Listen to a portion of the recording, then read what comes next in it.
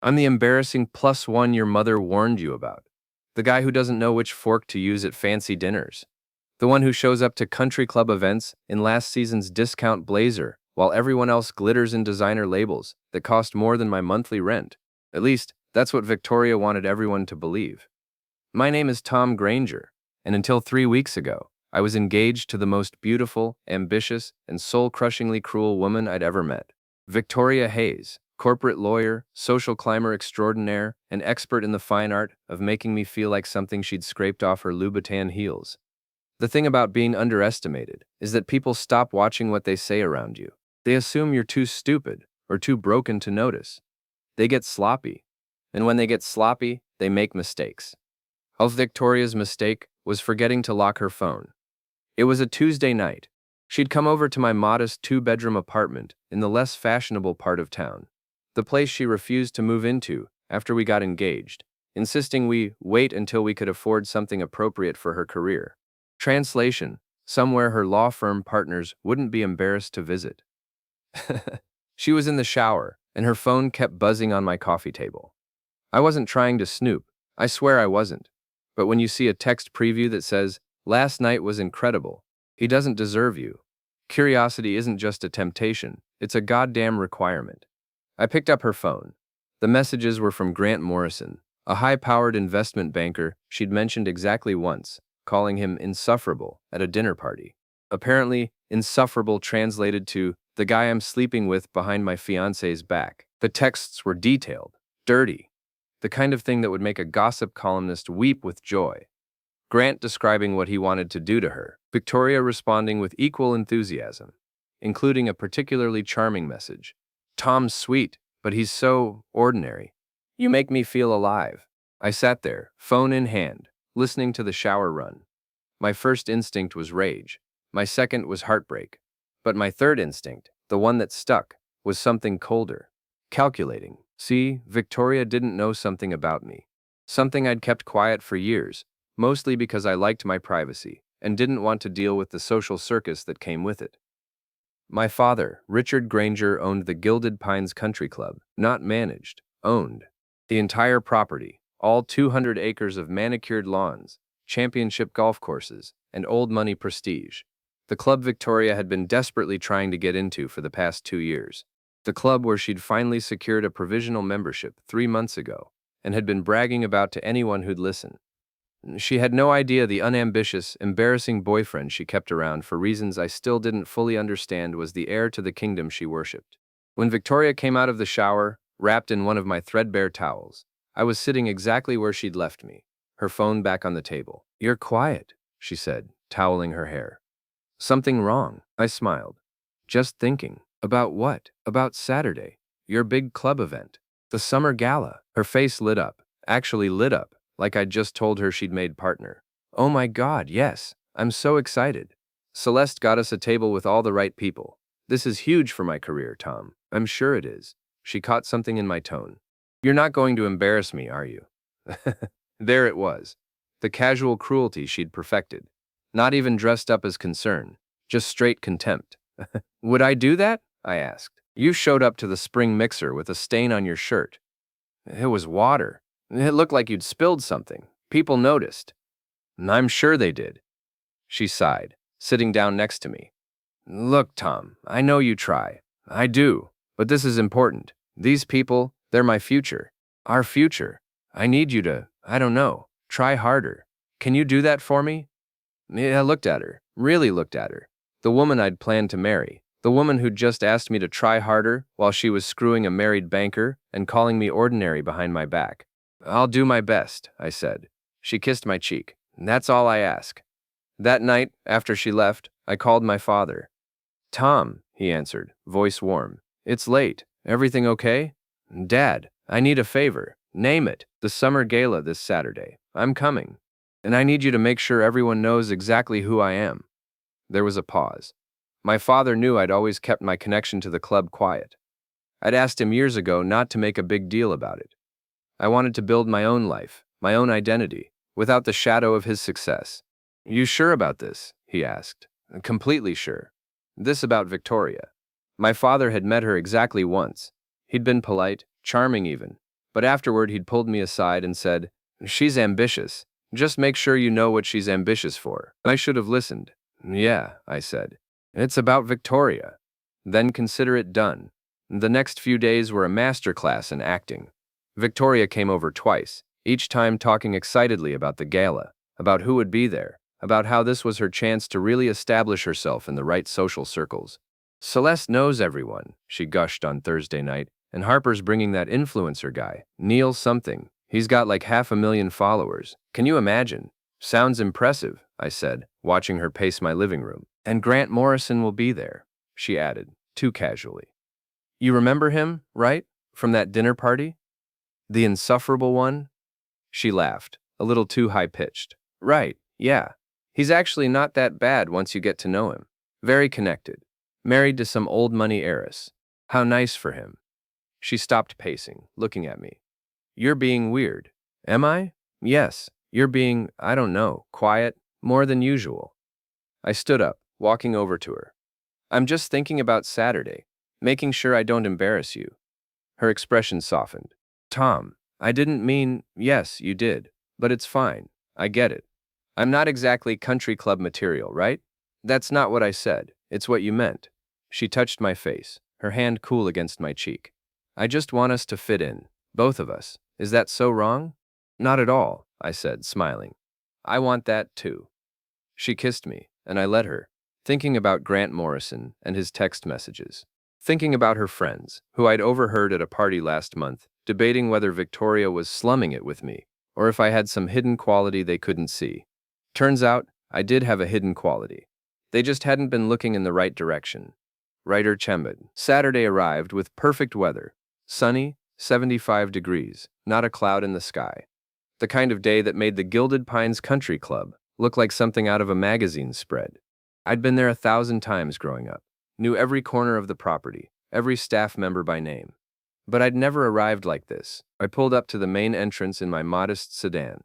The same car Victoria had once called serviceable, with a wrinkle of her nose. The valet, Danny, a kid I'd known since he was in high school, grinned when he saw me.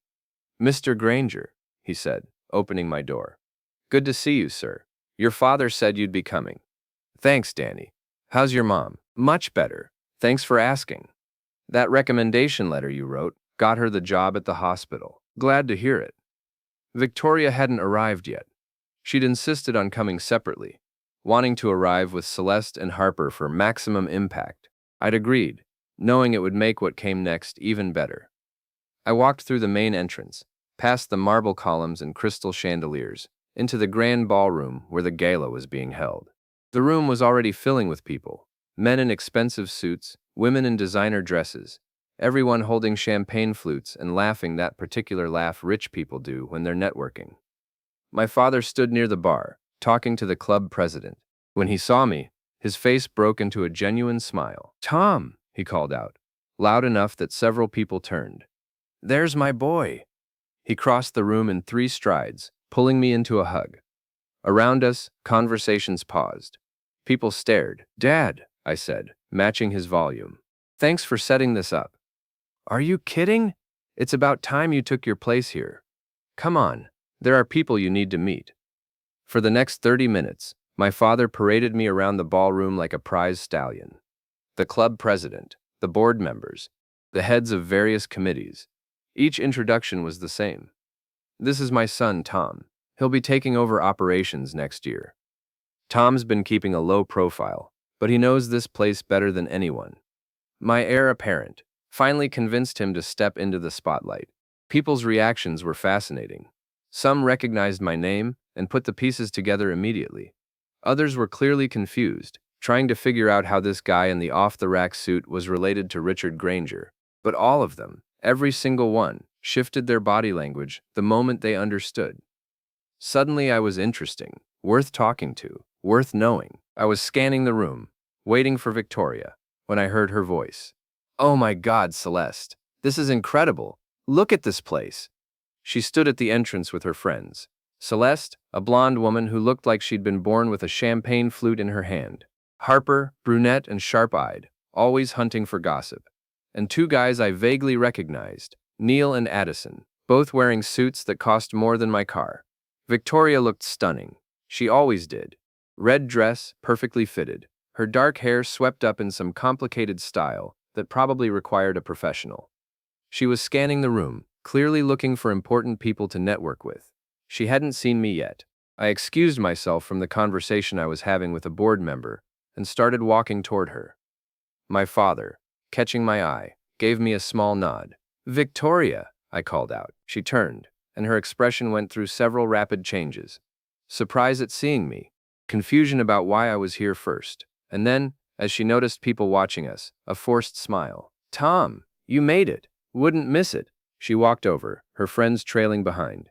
"You remember Celeste and Harper, right? And this is Neil and Addison." "Of course," I said, shaking hands. "Welcome to Gilded Pines." Celeste laughed. "Welcome, Tom. You sound like you own the place." I smiled. "Funny you should say that."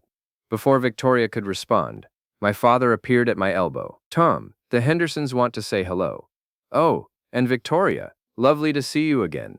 Victoria's smile became more genuine. She loved my father, mostly because he was successful, and she thought it reflected well on her that her fiancé came from good stock, as she'd once put it. "Mr. Granger, thank you so much for having us. This is incredible." "My pleasure. Though I should be thanking you for finally getting Tom to come to one of these events. I've been trying for years." Celeste's eyes narrowed slightly. "Wait, Tom. Have you been here before?" "Once or twice," I said. My father laughed. "Once or twice. Tom, you practically grew up here." "Ladies and gentlemen, let me properly introduce my son, Tom Granger, future owner and operator of Gilded Pines Country Club." The silence that followed was delicious. Victoria's face went pale. "What? Didn't he tell you?" my father asked, all innocence. "Tom's been running the business side of operations for the past 3 years, working remotely. He's taking over full management next spring." Harper's mouth literally fell open. Addison looked like he'd been slapped.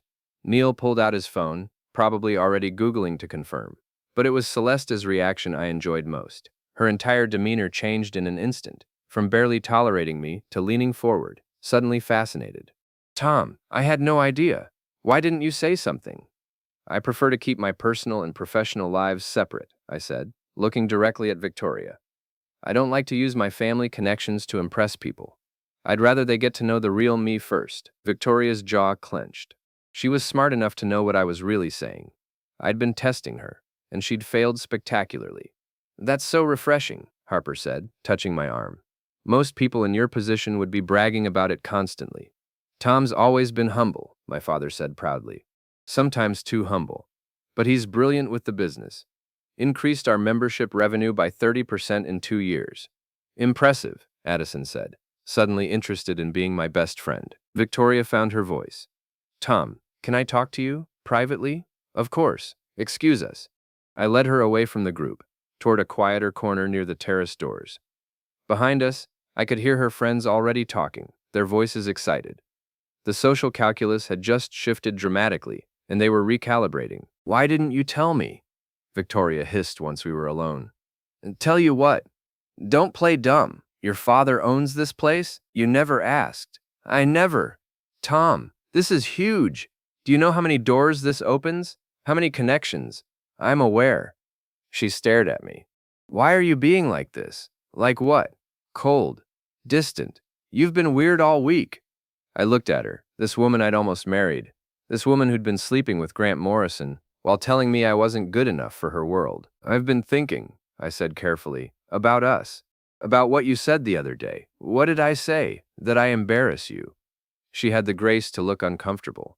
"Tom, I didn't mean." "Yes, you did. And you know what? You're right. I do embarrass you, because I don't care about the things you care about, the designer clothes, the social climbing, the desperate need to impress people who don't actually matter." "These people do matter. They're my career." "No, Victoria. They're your obsession. There's a difference." Before she could respond, Grant Morrison walked into the ballroom. He was everything I wasn't, tall, handsome in that generic Ken doll way, wearing a suit that probably cost $5,000. His wife was on his arm, a thin woman with tired eyes who looked like she'd rather be anywhere else. Grant saw Victoria and smiled. Not a big smile, just a small, knowing one. The kind of smile that said they had secrets.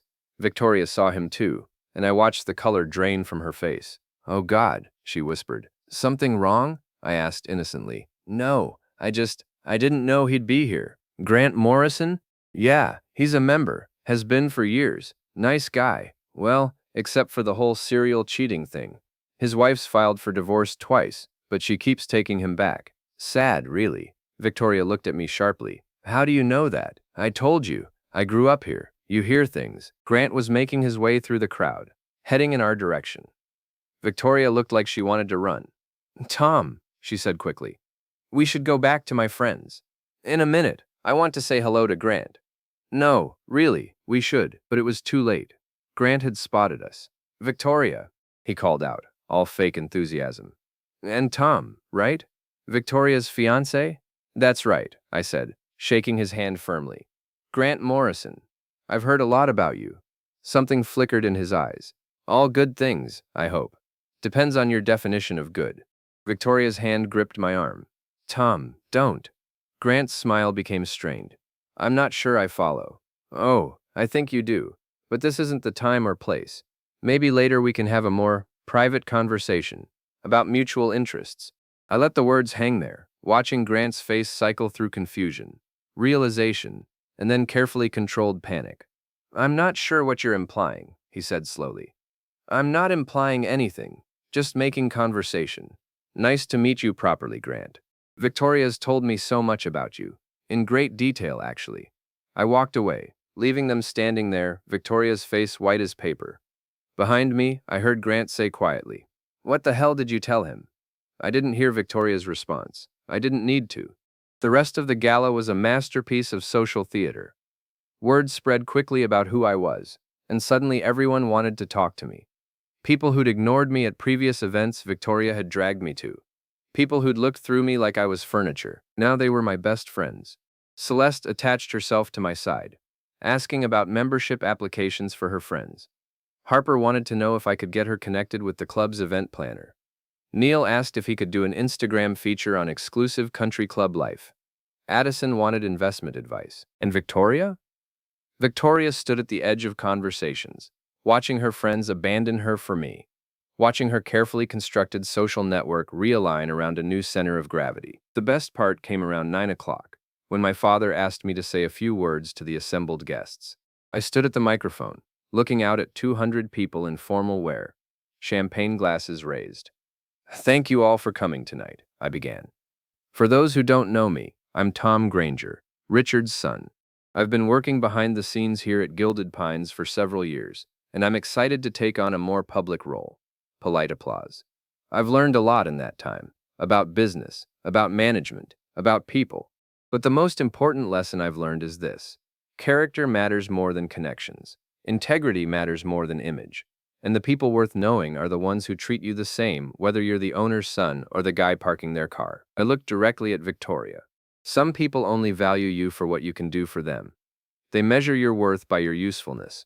Those people aren't friends. They're opportunists, and they're not welcome in my club." The room had gone very quiet. "So here's my promise to you all. Gilded Pines will always be a place that values character first. We'll welcome anyone who shows respect, kindness, and integrity. And we'll show the door to anyone who doesn't, no matter how much money they have, no matter who they know." More applause, this time genuine. "Enjoy the rest of your evening. Thank you." I stepped away from the microphone.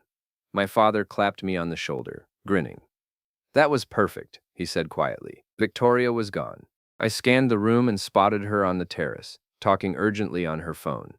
Probably to Grant. I walked outside. The night air was cool, the sound of music and laughter drifting from the ballroom. "Can't believe this is happening," Victoria was saying. "He knows. I don't know how, but he knows." "We know, Shove. I cleared my throat. She spun around, phone clutched to her chest. "Tom, Grant?" I asked, nodding at the phone. She didn't deny it. What was the point? "How long have you known?" she asked quietly. "Long enough." "Are you going to tell people?" "Tell them what? That my fiancée has been sleeping with a married man while calling me ordinary behind my back? That she's been using me as a placeholder until someone better came along?" Tears filled her eyes. Real ones, I thought. Maybe the first real emotion she'd shown me in months. "I'm sorry," she whispered, No, you're not. You're sorry you got caught. There's a difference. Tom, please, we can work this out. I made a mistake. I'll end it with Grant. We can start over. Why would I want that? Because you love me. I looked at her, really looked at her. You know what's funny? I did love you. Past tense. I loved who I thought you were. But that person doesn't exist. Maybe she never did. That's not fair. Fair? Victoria, you've spent our entire relationship treating me like I was beneath you, making me feel small, hiding me from your friends. And all the while, you were screwing Grant Morrison and complaining about how ordinary I was. I never meant. Yes, you did. You meant every word, every look, every casual cruelty. And you know what the worst part is? I let you. I let you make me feel like I wasn't good enough, like I needed to earn your approval. I stepped closer. But here's the thing, Victoria. I was never the problem. You were.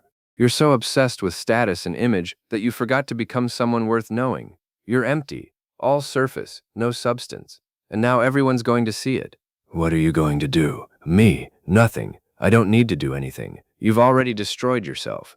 I turned to walk away. Tom, wait. Please. Don't do this. I need this club.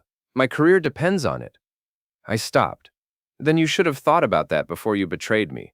I'm begging you. Beg Grant. I'm done. I walked back into the ballroom, leaving her on the terrace. The next week was glorious. Monday morning, Grant's wife filed for divorce. The papers were delivered to his office, and by noon, everyone in their social circle knew. The evidence was apparently extensive. Text messages, photos, hotel receipts. Someone had been very thorough in documenting the affair. That someone was me. I'd hired a private investigator the day after finding Victoria's texts. Not for revenge, at least not initially. I'd wanted to know the full scope of what I was dealing with. The investigator had been thorough, and I'd made sure every piece of evidence found its way to Mrs. Morrison's lawyer. Grant was suspended from his firm pending an ethics investigation. Apparently some of his affairs had been with clients, which was a big no-no in the banking world. Tuesday, Victoria called me 17 times. I didn't answer. Wednesday, she showed up at my apartment. I didn't let her in. Thursday, her law firm put her on administrative leave. The scandal was affecting their reputation, and several clients had requested different representation. Friday, I had lunch with my father at the club. You've been busy, he said, cutting into his steak. Just tying up loose ends. Victoria's membership application was rejected this morning. Oh. The board felt she didn't represent the values of Gilded Pines. Something about character and integrity. I smiled. Shame. Tom, are you sure about all this? It's pretty brutal. Dad, she cheated on me. She humiliated me. She made me feel worthless. And she was using me to get access to this club, to your world. She deserves everything she's getting. He nodded slowly. Just make sure you don't become the thing you're fighting against. I won't. It began as I said it. I wondered if it was true. Because I was enjoying this. Watching Victoria's carefully constructed world crumble. Watching her friends abandon her. Watching her realize that without the right connections, without the right image, she was nothing. Maybe that made me cruel. Or maybe it just made us even. The final blow came 3 weeks later. Victoria had been trying to rebuild. She'd left the law firm and joined a smaller practice. She'd been networking furiously, trying to salvage her social standing. She'd even started dating someone new, some tech entrepreneur she'd met at a charity event. I'd been watching from a distance, letting her think she was recovering. Then I got a call from Pete, my friend who bartended at the club. Tom, you need to hear this. What's up? Victoria was here today. She convinced someone to bring her as a guest. She's been telling people that you two are still together, that the breakup was a misunderstanding, that you're working things out. I felt something cold settle in my chest. She's what? She's using your name to get back into people's good graces, saying she's practically Mrs. Granger, that she'll have full access to the club once you two reconcile. Thanks for the heads up, Pete. I hung up and sat there, thinking. Victoria had gone too far. The club's annual charity auction was the following Saturday, the biggest event of the season. Everyone who was anyone would be there, including Victoria, who'd secured an invitation through her new boyfriend. I arrived early, dressed in my best suit, custom-tailored this time, courtesy of my father's tailor. I looked good. I felt good. I was ready. Victoria arrived at 7 with her boyfriend, a nervous-looking guy in his 30s who kept adjusting his tie. She saw me immediately, and I watched her calculation. She was deciding whether to approach me or avoid me. She chose approach. "Tom," she said, smile bright and fake. "So good to see you." "Victoria, this is Jeremy. Jeremy, this is Tom Granger. His family owns the club." Jeremy's handshake was weak. "Nice to meet you, man. Victoria's told me so much about you." "Has she?" I looked at Victoria. "What exactly has she told you?" "That you two used to date. That it ended amicably. That you're still friends." "Friends," I repeated. "That's interesting." Victoria's smile tightened. "Tom, can we talk? Privately? I don't think that's a good idea. Please, just 5 minutes." Against my better judgment, I agreed. We walked to a quiet corner, away from the crowd. "What are you doing?" I asked. "What do you mean? Don't play dumb. You've been telling people we're getting back together, using my name to rehabilitate your reputation." "I never said we were getting back together. I said we were friends. That's not a crime." "It's a lie." "Tom, please. I'm trying to rebuild my life. Can't you just let me have this?" "Let you have what? Permission to use me? Again? It's not like that." "Then what is it like?" She looked at me, and for a moment, I saw something real in her eyes. Desperation. "I have nothing," she said quietly. "My job is gone. My friends won't return my calls. Grant won't even look at me. You destroyed everything." "I destroyed nothing. You did this to yourself. By making one mistake? By having an affair? People do it all the time, Tom. It's not that big a deal." "It is to me, because you're self-righteous and vindictive." And there it was, the real Victoria, finally showing her face. "No," I said calmly, "because I have standards, and you don't meet them." I started to walk away, but she grabbed my arm. "If you don't let me back in, I'll tell everyone the truth about how you manipulated this whole situation. How you used your family's money and influence to destroy me." I looked at her hand on my arm, then at her face. "Go ahead," I said. "Tell them.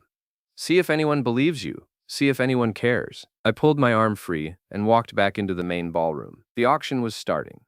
My father was at the podium, welcoming everyone. "Before we begin," he said, "I want to take a moment to address something. It's come to my attention that there's been some confusion about membership policies at Gilded Pines." The room quieted. "Let me be clear. Membership here is a privilege, not a right. It's based on character, on respect, on how you treat others. We've always prided ourselves on being a club that values integrity above all else." He paused, looking directly at Victoria. "Recently, we've had an issue with someone misrepresenting their relationship with this club and with my family. Someone who has been using our name to gain social advantage while demonstrating a complete lack of the values we hold dear." Victoria's face went white. "I won't name names. I don't need to. But I want to make this clear. Anyone caught lying about their association with Gilded Pines, anyone caught using our reputation for personal gain without authorization, will be permanently banned from this property. No exceptions." The room was silent. "Now, let's begin the auction." Victoria fled. I watched her go, Jeremy trailing behind her, confused. I felt nothing. No triumph, no satisfaction. Just a strange emptiness. My father found me after the auction. "Too much?" he asked. "Maybe. She was using you, Tom." "I know. Then why do you look like you regret this?" I thought about it. "Because I became the thing I hated. I used power and influence to destroy someone, just like she would have done to me. That's not the same thing, isn't it?" He put his hand on my shoulder. "Tom, you defended yourself. You set boundaries. You protected your reputation. That's not cruelty. That's self-respect." Maybe he was right. Or maybe we were both wrong. Nsama. 2 months later, I was having coffee at a cafe downtown when I saw Victoria. She was with Jeremy, the tech entrepreneur. They looked happy. She was laughing at something he'd said, her hand on his arm. She saw me at the same moment I saw her. For a second, we just looked at each other. Then she smiled, a real smile, not the fake one she used to wear, and gave me a small nod. I nodded back. She looked different, softer, somehow, less polished. She was wearing jeans and a simple sweater, her hair down. She looked like a real person instead of a carefully curated image. Maybe losing everything had been good for her. Or maybe I was just telling myself that to feel better about what I'd done. I finished my coffee and left, walking back toward my car. My phone buzzed, a text from my father. "Board meeting next week. Time to make it official. Proud of you, son. I should have felt excited. This was what I'd been working toward for years. Taking over the club. Building something meaningful. Instead, I just felt tired. I got in my car and drove home, thinking about Victoria, about Grant, about all the people I'd destroyed in my quest for revenge. Had it been worth it? I honestly didn't know. What I did know was this. Revenge is satisfying in the moment. It feels good to watch your enemies fall, to see justice, or what you think is justice, served. But afterward, when the dust settles and the anger fades, you're left with yourself, with the choices you made, with the person you became in pursuit of payback. And sometimes, that person is someone you don't recognize. I pulled into my parking spot and sat there, engine off, staring at nothing. My phone buzzed again. Another text, this time from an unknown number. Tom, it's Victoria. I know you probably don't want to hear from me, but I wanted to say thank you.